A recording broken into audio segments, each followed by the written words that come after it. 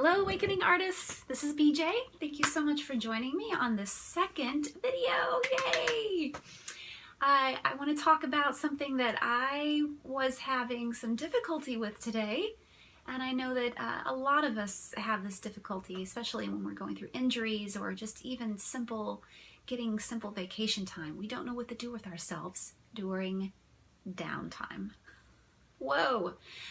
I have so much energy going through my body that even with this self-imposed downtime that I've given myself recently, I find myself, daydreaming about the downtime on Friday night, and then come Saturday, I have absolutely no idea what to do with myself. I'm just going crazy, or I just sit not doing anything and thinking, I should be doing something, I should be doing something, why am I not doing something?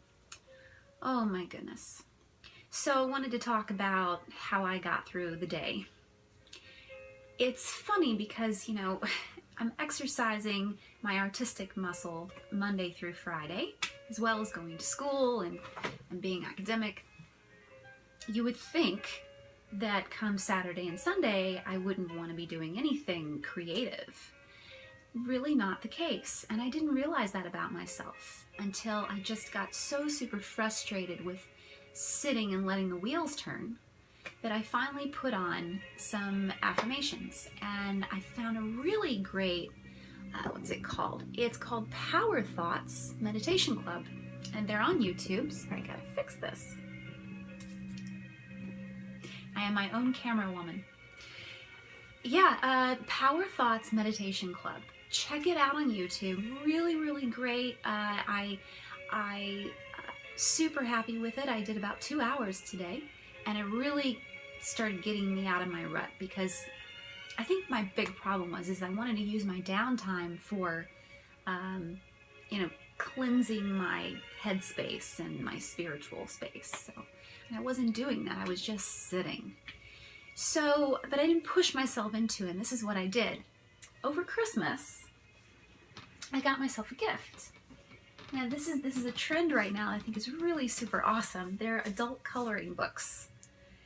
My father was a painter, and I think I got a little bit of his artistic side, visual artistic stuff from him. Thank you, Dad.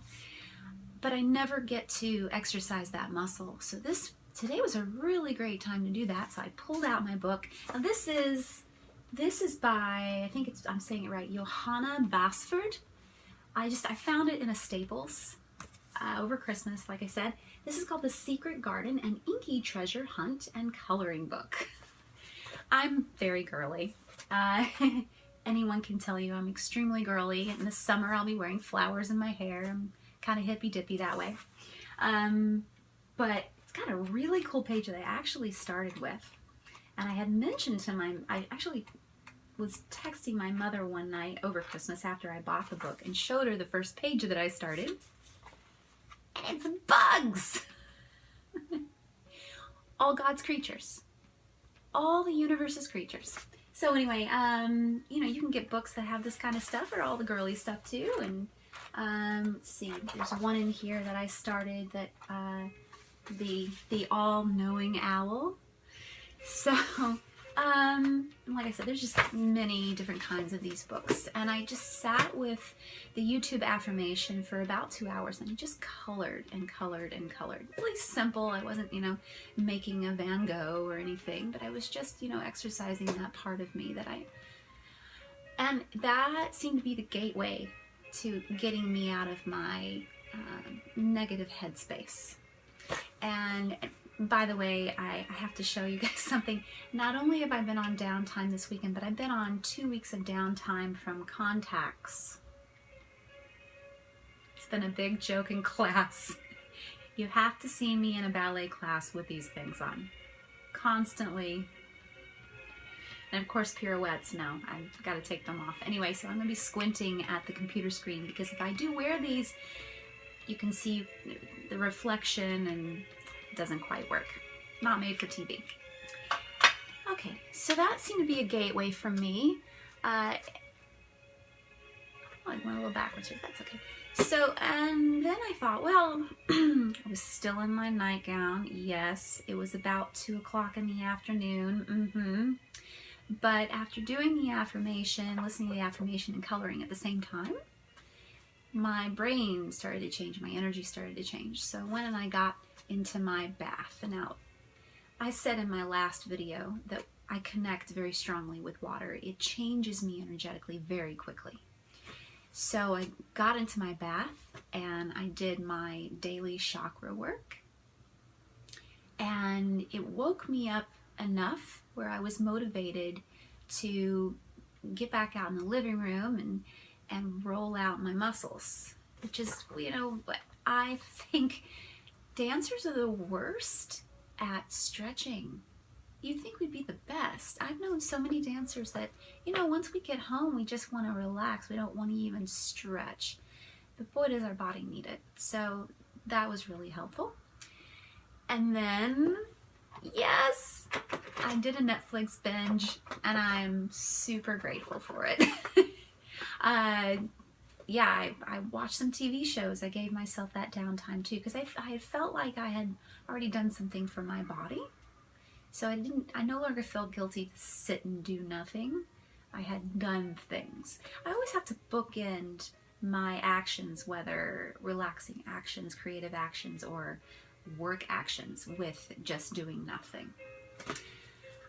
So I watched some really great shows. I highly recommend The Crown.